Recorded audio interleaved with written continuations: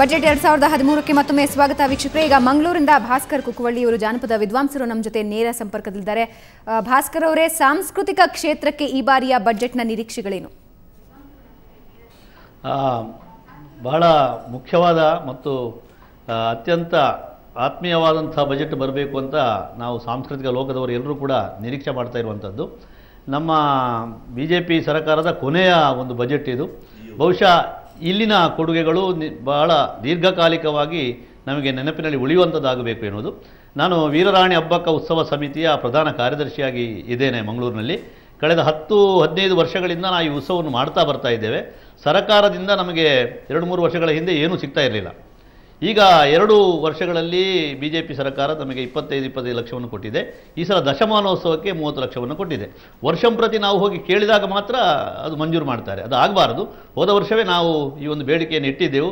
ಬಜೆಟ್ನಲ್ಲಿ ಅದಕ್ಕೆ ನಿಶ್ಚಿತವಾದಂಥ ಒಂದು ಮೊಬಲಗನ್ನು ಇಡಬೇಕು. ಹಂಪಿ ಉತ್ಸವ, ಕದಂಬ ಉತ್ಸವ, ಪಟ್ಟದಕಲ್ಲು ಉತ್ಸವ ಹೇಗೆ ಸರ್ಕಾರ ಆಚರಣೆ ಮಾಡ್ತದೋ ಅದೇ ರೀತಿಯಲ್ಲಿ ಮುಂಬರುವ ಸರ್ಕಾರಗಳು ಅದನ್ನು ಆಚರಿಸುವ ಹಾಗೆ ಬಜೆಟ್ನಲ್ಲಿ ಅದನ್ನು ನಮೂದಿಸಬೇಕು ಎನ್ನುವುದು ನಮ್ಮ ಒಂದು ಕೋರಿಕೆ. ಜಗದೀಶ್ ಶೆಟ್ಟರು ಅದನ್ನು ಮಾಡ್ತಾರೆ ಅಂತ ನಾವು ನಂಬಿದ್ದೇವೆ. ಹೋದ ವರ್ಷ ನಮ್ಮವರೇ ಆದಂತಹ ಸದಾನಂದ ಗೌಡರು ಬಜೆಟ್ನಲ್ಲಿ 2 ಕೋಟಿ ಹಬ್ಬಕ್ಕ ಭವನಕ್ಕೆ ಇಟ್ಟಿದ್ದಾರೆ. ಅದು ಸಾಕಾಗುವುದಿಲ್ಲ, ನಮಗೆ ಒಂದು 6 ಕೋಟಿ ಆದರೂ ಬೇಕು. ಇದು 2 ಬೇಡಿಕೆಗಳು ಬಹಳ ಮುಖ್ಯ. ಇನ್ನು ಸಾಂಸ್ಕೃತಿಕ ಲೋಕದಲ್ಲಿ ವಿಶೇಷವಾಗಿ ನಮ್ಮ ದಕ್ಷಿಣ ಕನ್ನಡ ಜಿಲ್ಲೆ ಇದು ಜಾನಪದ ಕಲೆಗಳಿಗೆ ಪ್ರಸಿದ್ಧವಾದಂಥ ಒಂದು ಕ್ಷೇತ್ರ. ಇಲ್ಲಿ ಕಂಬಳ ಇರ್ಬೋದು ಅಥವಾ ಭೂತಾರಾಧನೆ ಇರ್ಬೋದು, ಯಕ್ಷಗಾನ ಇರ್ಬೋದು, ಇದಕ್ಕೆ ಸಂಬಂಧಪಟ್ಟಂತೆ ಕೆಳಸ್ತರದ ಜನಗಳು ತುಂಬ ಪ್ರಾಮಾಣಿಕವಾಗಿ ದುಡಿತಾ ಇದ್ದಾರೆ. ಆದರೆ ಅವರಿಗೆ ಬೇಕಾದಂಥ ಸಂಪನ್ಮೂಲಗಳ ಕೊರತೆ ಇದೆ. ಅದಕ್ಕೇನಾದರೂ ಈ ಬಜೆಟ್ನಲ್ಲಿ ಒಂದು ಕೊಡುಗೆಯನ್ನು ಕೊಡಬೇಕು ಎನ್ನುವಂಥ ನಿರೀಕ್ಷೆ ನಮ್ಮದು. ಇನ್ನೂ ಬಹಳ ಮುಖ್ಯವಾಗಿ ಪ್ರವಾಸೋದ್ಯಮಕ್ಕೆ ಸಂಬಂಧಪಟ್ಟ ಹಾಗೆ ತುಂಬ ಅಭಿವೃದ್ಧಿ ಆಗಬೇಕಾಗಿದೆ ಈ ಭಾಗದಲ್ಲಿ. ನಮ್ಮ ಇಲ್ಲಿರತಕ್ಕಂತಹ ದೇವಸ್ಥಾನಗಳು, ದೇಗುಲಗಳ ನಾಡುಗಳಂತಲೇ ಹೇಳೋದು ನಾವು ನಮ್ಮ ದಕ್ಷಿಣ ಕನ್ನಡ ಜಿಲ್ಲೆಯನ್ನು. ಆದರೆ ಪ್ರಮುಖ ದೇವಾಲಯಗಳಿಗೆ ಹೋಗುವಂಥ ರಸ್ತೆಗಳೇ ಇಲ್ಲಿ ಸರಿಯಿಲ್ಲ. ರಾಜರಸ್ತೆಗಳೇ ತುಂಬ ಕೆಟ್ಟದಾಗಿವೆ. ಹೋದ ಒಂದು ಬಜೆಟ್ನಲ್ಲಿ ನಮ್ಮ ಯಡಿಯೂರಪ್ಪನವರು 200 ಕೋಟಿ ರೂಪಾಯಿಗಳನ್ನು ರಸ್ತೆಗಳಿಗಾಗಿ ಇಟ್ಟಿದ್ದಾರೆ. ಅದು ಒಳ್ಳೆಯ ಕೊಡುಗೆ. ಆದರೆ ಅನುಷ್ಠಾನ ಆಗುವಲ್ಲಿ ಅದು ಸರಿ ಆಗಲಿಲ್ಲ ಎನ್ನುವುದು ನಮ್ಮದೊಂದು ಬೇಸರದ ವಿಷಯ. ಆ ಕುರಿತಾಗಿ ಕೂಡ ಯೋಚಿಸಬೇಕಾಗಿದೆ. ಓಕೆ ಭಾಸ್ಕರ್ ಅವರೇ, ತೇಜಸ್ವಿ ಅವರೇ, ಇಬ್ಬರಿಗೂ ಕೂಡ ಧನ್ಯವಾದ ನಮ್ಮ ಜೊತೆ ಮಾತಾಡೋದಕ್ಕೆ. ನಿಮ್ಮ ಸಲಹೆಗಳನ್ನು ಸರ್ಕಾರ ಬಜೆಟ್ ಮಂಡಿಸುವ ನಿಟ್ಟಿನಲ್ಲಿ ನೀಡಿದ್ದೀರಾ. ಧನ್ಯವಾದ ನಿಮಗೆ. ಸರ್, ರಘುನಾಥ್ ಸರ್, ಇನ್ನೊಂದು ಪ್ರಶ್ನೆ. ಅವರೊಂದು ಪ್ರಶ್ನೆನ ಎತ್ತಿದ್ರು. ಮೂಲಭೂತ ಸೌಕರ್ಯಕ್ಕೆ ನಾವು ಬಜೆಟ್ ಇಲ್ಲಿ ಇಷ್ಟು ಮೀಸಲಿಟ್ಟಿದ್ದೀವಿ ಅಂತ ಖಂಡಿತ ಘೋಷಣೆ ಆಗುತ್ತೆ, ಪ್ರತಿ ವರ್ಷ ಒಪ್ತೀವಿ. ಅನುಷ್ಠಾನದ ಕೊರತೆ ಇದೆ. ಈ ಅನುಷ್ಠಾನನೇ ಆಗದೆ ಮತ್ತೆ ಬಜೆಟ್ ಮಂಡಿಸೋದು ಯಾಕಪ್ಪ ಅನ್ನೋದು ಒಂದು ಪ್ರಶ್ನೆ. ಇನ್ನೊಂದು ಪ್ರಶ್ನೆ, ಇಂಧನ ಮತ್ತು ಲೋಕೋಪಯೋಗಿ ಸಚಿವರು ರಾಜೀನಾಮೆಯನ್ನು ನೀಡಿದರು. ಹಾಗಾದರೆ ಅದರಲ್ಲಿ ನ್ಯಾಯ ಸಿಗುತ್ತಾ ನಮಗೆ ಅನ್ನೋದು ಸಾರ್ವಜನಿಕ ಪ್ರಶ್ನೆ. ಯಾಕೆಂದರೆ ಮುಖ್ಯವಾಗಿ ವಿದ್ಯುತ್ತಿನ ಸಮಸ್ಯೆನ ರಾಜ್ಯ ಎದುರಿಸ್ತಾ ಇದ್ದಾರೆ. ಬೇರೆ ರಾಜ್ಯದಿಂದ ತಂದು ನಮಗೆ ಕೊಡಬೇಕು ಅಂತ ಯೋಚನೆ ಮಾಡ್ತಾ ಇದೆ. ಫೈನಲಿ ಬೀಳೋದು ಜನರ ಮೇಲೇನೆ ಆ ಎಲ್ಲ ಒತ್ತಡನೋ, ಆ ಎಲ್ಲ ಬೆಲೆ ಏರಿಕೆನೋ. ಸೊ ಇದು ಈ 3 ವಿಷಯಗಳಲ್ಲಿ ಯಾವ ರೀತಿ ಈ ಬಾರಿ ನಿರೀಕ್ಷೆಗಳು? ನೋಡಿ, ಅವರು ಸಾಂಸ್ಕೃತಿಕ ಕ್ಷೇತ್ರಕ್ಕೆ ದುಡ್ಡಿನ ಬಗ್ಗೆ ಬಜೆಟ್ ನಡೆಯುತ್ತಂತೂ ಬಹಳ ಒಳ್ಳೆಯದು. ಮಂಗಳೂರು ಭಾಗಕ್ಕೆ ಅಲ್ಲ, ಇಡೀ ರಾಜ್ಯದ ಮೂಲೆಯಲ್ಲಿ ನಮಗೆ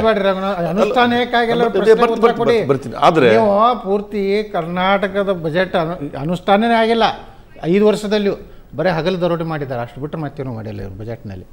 ಸರಿ, ಮುಗಿದ ಅದ್ರ ಜೊತೆನಲ್ಲ ಅವರು ಒಂದು ಪ್ರಶಂಸೆ ಕೂಡ ಮಾಡಿದ್ದಾರೆ. ಮೊದಲನೇ ಬಾರಿಗೆ ಈ ಸರ್ಕಾರದಲ್ಲಿ ಸಾಂಸ್ಕೃತಿಕ ಕ್ಷೇತ್ರಗಳಿಗೆ ದುಡ್ಡುಗಳನ್ನು ಬಿಡುಗಡೆ ಮಾಡಿದ ಕುರಿತು ಪ್ರಶಂಸನೀಯ ಅಂತ ಹೇಳಿದ್ದಾರೆ. ಅದನ್ನು ವಿಸ್ತಾರ ಮಾಡ್ಕೊಂಡು ಇಡೀ ರಾಜ್ಯಕ್ಕೆ ಹೋಗ್ತೀವಿ. ಎರಡನೇದು, ತಾವು ವಿದ್ಯುತ್ ಬಗ್ಗೆ ಹೇಳಿದ್ರಿ. ಒಂದು ಪ್ರಾಮಾಣಿಕವಾಗಿ ಹೇಳಬೇಕು ಅಂದರೆ, ಈಗ ತಾನೇ ಪ್ರಾರಂಭದಲ್ಲಿ ನೋಡಿದ್ದೀನಿ, ನಮ್ಮ ಶೋಭಾ ಕರಂದ್ಲಾಜರ ಸ್ಟೇಟ್ಮೆಂಟನ್ನು ನೋಡಿದ್ದೀನಿ. ಭಾಳ ದುಃಖ ಅನಿಸುತ್ತೆ. ಯಾವೊಬ್ಬ ಸದಸ್ಯ ಕ್ಯಾಬಿನೆಟ್ ಸಚಿವ ಸಂಪುಟದಲ್ಲಿ 2 ಖಾತೆಯನ್ನು ಹೊಂದು ಸುಮಾರು 4-4.5 ವರ್ಷಗಳ ಕಾಲ ಮಂತ್ರಿಯಾಗಿದ್ದರು ಈ ಸರ್ಕಾರದಲ್ಲಿ. ಅವ್ರು ಬಿಟ್ಟೋಗಿ ಇನ್ನೂ ವಾರವಾಗಿಲ್ಲ, ಅವ್ರು ಸರ್ಕಾರವನ್ನು ಟೀಕಿಸ್ತಾ ಇದ್ದಾರೆ ಅಂದರೆ ಇದು ಒಂದು ರಾಜಕೀಯ ಕ್ಷೇತ್ರಕ್ಕಿಂತ ಒಂದು ಗೌರವ ತರುವಂಥ ವಿಷಯ ಅಲ್ಲ. ಅದ್ರ ಬಗ್ಗೆ ಮಾತಾಡಲಿಕ್ಕೆ ಇಷ್ಟಪಡಲ್ಲ. ಎರಡನೇದು, ವಿದ್ಯುತ್ ಕ್ಷೇತ್ರದಲ್ಲಿ ಪ್ರಾಮಾಣಿಕ ಒಂದು ವಿಷಯ ನಾವು ಒಪ್ಕೊಳ್ಳಬೇಕು. ವಿದ್ಯುತ್ ಕ್ಷೇತ್ರದ ಏನು ಸಮಸ್ಯೆ ಇದೆ, ಇದು ಈ ಸರ್ಕಾರ ಅಥವಾ ಮುಂಬರುವ ಸರ್ಕಾರ ಆಗಲಿ ಕೂಡ ಯಶಸ್ವಿಯಾಗಿ 24 ತಾಸು ವಿದ್ಯುತ್ತನ್ನು ಕೊಡ್ತೀವಿ ಅಂತ ಹೇಳಿದರೆ ಅದು ತಪ್ಪು. ಯಾಕೆಂದರೆ ವಿದ್ಯುತ್ತನ್ನು ಉದಾಹರಣೆಗೆ ನಮ್ಮ ರಾಜ್ಯದಲ್ಲಿ ಇವತ್ತು ನಮಗೆ ಅವಶ್ಯಕತೆ ಇರುವಂಥ ವಿದ್ಯುತ್ತು 21,000 ಮೆಗಾವಾಟ್ ಬೇಕು ನಮಗೆ. ನಮ್ಮಲ್ಲಿರುವಂಥ ಸಾಮರ್ಥ್ಯ ಇವತ್ತಿಗೆ 12,000. ಯಾವುದೇ ಒಂದು ವಿದ್ಯುತ್ತನ್ನು ಪ್ರಾರಂಭ ಮಾಡಬೇಕು ಅಂದರೆ, ವಿದ್ಯುತ್ ಉತ್ಪನ್ನವನ್ನು ಪ್ರಾರಂಭ ಮಾಡಬೇಕು ಅಂದರೆ, ನಾವು ಇವತ್ತು ಪ್ರಾರಂಭ ಮಾಡಿದರೆ ಯೋಜನೆಯನ್ನು ಪ್ಲ್ಯಾನ್ ಮುಗಿಸೋಕ್ಕೆ 1 ವರ್ಷ ಬೇಕು, ಅದನ್ನು ಅನುಷ್ಠಾನ ತರಲಿಕ್ಕೆ 3 ವರ್ಷ ಬೇಕು. ಪ್ರಾಕ್ಟಿಕಲಿ ಸ್ಪೀಕಿಂಗ್ ಆ ಪ್ಲಾಂಟಿನ ಲೈಫ್ ವಿಲ್ ಬಿ 20 years. ಒಂದು ಪ್ಲಾಂಟನ್ನು ನಾವು ಕನ್ಸ್ಟ್ರಕ್ಷನ್ ಮಾಡಿದ್ರೆ ಅದರ ಏಜ್ ವಿಲ್ ಬಿ 20 years. ಹಾಗಾಗಿ ನಮಗೆ ಇವತ್ತು ಉದಾಹರಣೆಗೆ ನಮಗೆ ಒಂದು 21 ಸಾವಿರ ಮೆಗಾವ್ಯಾಟ್ ನಮಗೆ ಪ್ರತಿ ದಿವಸ ಬೇಕು. ಅಂದರೆ ಇನ್ನೂ 3 ವರ್ಷಕ್ಕೆ ಎಷ್ಟು ಬೇಕು ನಮಗೆ, ಇನ್ನೂ 4 ವರ್ಷಕ್ಕೆ ಎಷ್ಟು ಬೇಕು? ಉದಾಹರಣೆಗೆ ನಮಗೆ ಒಂದು 60,000 ಮೆಗಾವ್ಯಾಟ್ ದಿನಾಲು ಬೇಕು. ಆ ಯೋಜನೆ ನಮ್ಮ ಕಲ್ಪನೆ ಇಟ್ಕೊಂಡು ನಾವು ಇವತ್ತಿನಿಂದ ವಿದ್ಯುತ್ತನ್ನು ಉತ್ಪಾದನೆ ಮಾಡುವ ಒಂದು ಯೋಜನೆ ಹಾಕ್ಕೊಂಡಿದ್ರೆ ಮಾತ್ರ ನಮ್ಮ ಸರ್ಕಾರ ಇರಲಿ, ಇನ್ನೊಂದು ಸರ್ಕಾರ ಇರಲಿ, ಬರುವ ಸರ್ಕಾರ ಇರಲಿ, ಅದನ್ನು ಯಶಸ್ವಿಯಾಗಿ ವಿದ್ಯುತ್ ನಿರ್ವಹಣೆ ಮತ್ತು ವಿದ್ಯುತ್ ಅವಶ್ಯಕತೆಯನ್ನು ನೀಗಿಸ್ಬೋದೇ ವಿನ ಒಂದು ದಿವಸ ಮಾಡೋಂಥ ಕೆಲಸ ಇಲ್ಲ. ಎರಡನೇದು, ಇವತ್ತು ನಮಗೇನು ಶಾರ್ಟ್ ಫಾಲ್ ಆಗ್ತದೆ ವಿದ್ಯುತ್ತನ್ನು, ಇದು ದುರದೃಷ್ಟ ನಮ್ದು ಒಂದೇ ರಾಜ್ಯದಲ್ಲ ನನಗನ್ಸುತ್ತೆ. ನನ್ನ ಅನುಭವದ ಪ್ರಕಾರ ಈ ವಿದ್ಯುತ್ ಅಭಾವ ದೇಶದ ಎಲ್ಲ ರಾಜ್ಯಗಳಲ್ಲಿ ಇದೆ.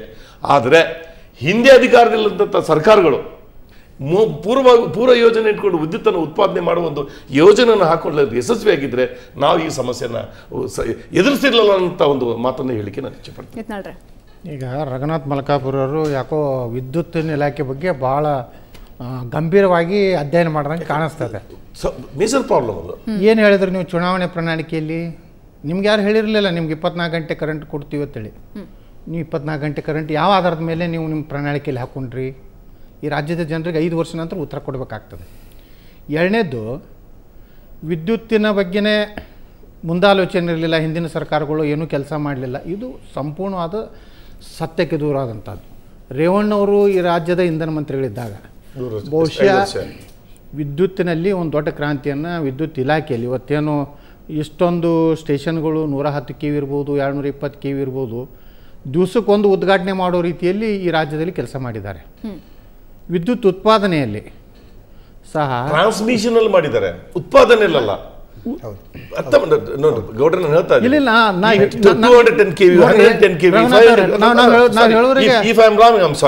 ಇಲ್ಲ ಈಗ ರಾಯಚೂರಿನ ಇದ್ರ ಮೊನ್ನೆ ನೀವು ಉದ್ಘಾಟನೆ ಮಾಡಿದ್ರಲ್ಲ, ಯಾರ ಕಾಲಕ್ಕೆ ಅದು ಪ್ರಾರಂಭ ಆಗಿದ್ದು ಹೇಳಿ?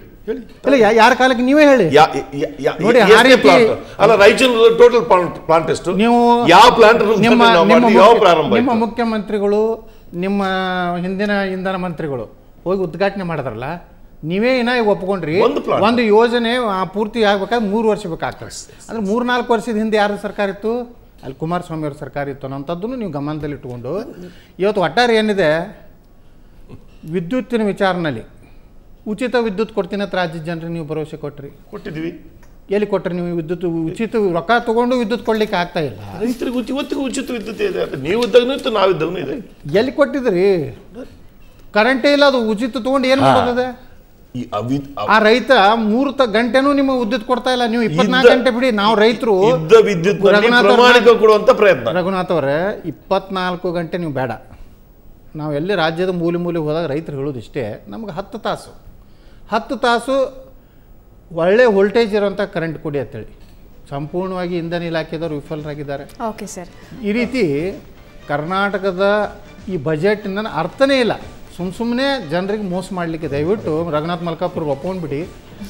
ನೀವು ಬಜೆಟನ್ನು ಮಂಡನೆ ಮಾಡದೇ ಇದ್ರೆ ಈ ರಾಜ್ಯ ಸರ್ಕಾರಕ್ಕೆ ಸಂಬಳ ಕೊಡ್ಲಿಕ್ಕೆ ಆಗೋದಿಲ್ಲ. ಇನ್ನ ಹೇಳಿದ್ರಿ ನಮಗೆ ಅದ್ರ ಬಗ್ಗೆ ಇದು ಕಡಿಮೆ ಇದೆ, ನಿಮ್ ಜ್ಞಾನ ಇಲ್ಲ ಅಂತ ಹೇಳಿ.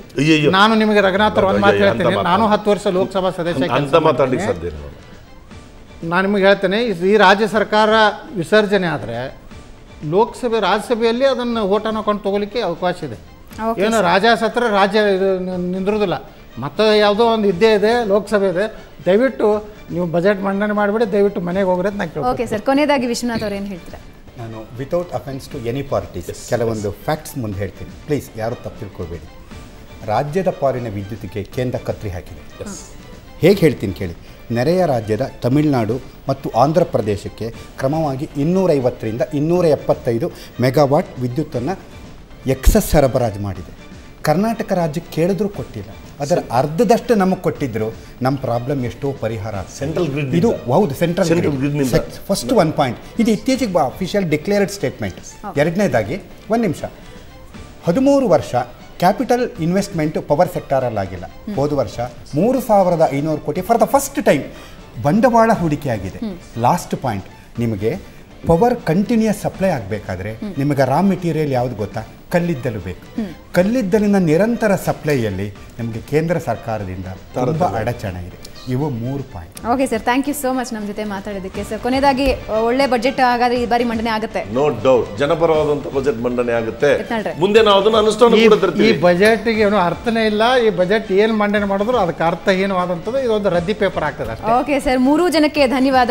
ನಿರೀಕ್ಷೆಗಳಂತೂ ಸಾಕಷ್ಟಿದೆ, ಆ ನಿರೀಕ್ಷೆಗಳು ಸಾಕಾರಗೊಳ್ಳಿ ಅಂತ ನಾವು ಆಶಿಸ್ತೀವಿ. ಧನ್ಯವಾದ ನನ್ನ ಜೊತೆ ಮಾತಾಡೋದಕ್ಕೆ. ಸೊ ವೀಕ್ಷಕರೇ, ಇದು ನಿರೀಕ್ಷೆಗಳು. ನಮ್ಮ ವಿಶೇಷ ಅತಿಥಿಗಳು ಕೂಡ ಸಾಕಷ್ಟು ಮಾತನಾಡಿದ್ರು. ಅಲ್ಲದೆ ಬಿಜೆಪಿ ಸರ್ಕಾರದಿಂದ ಭರ್ಪೂರ ನಿರೀಕ್ಷೆಗಳಿವೆ, ಅವರಿಂದಲೂ ಕೂಡ ಅಂತಹ ಆಶ್ವಾಸನೆಗಳು ಮಂಡನೆ ಆಗ್ತಾನೆ ಇದೆ. ಹಾಗಾದ್ರೆ ಮುಂದಿನ ಬಜೆಟ್ 2013ರಲ್ಲಿ ಏನೆಲ್ಲ ಸವಲತ್ತುಗಳು, ಏನೆಲ್ಲ ಕಹಿ ಸುದ್ದಿಗಳು ನಿಮಗೋಸ್ಕರ ಕಾಯ್ತಾ ಇವೆ ಅನ್ನೋ ನಿರೀಕ್ಷೆ ನಮಗೂ ಕೂಡ ಇದೆ. ಅದೇ ನಿರೀಕ್ಷೆಯೊಂದಿಗೆ ಈ ವಿಶೇಷ ಕಾರ್ಯಕ್ರಮ ಮುಗಿಸ್ತಾ ಇದ್ದೀನಿ. ನೇರ ದಿಟ್ಟ ನಿರಂತರ ಸುದ್ದಿಗಾಗಿ ನೋಡ್ತಾ ಇರಿ ಸುವರ್ಣ ನ್ಯೂಸ್.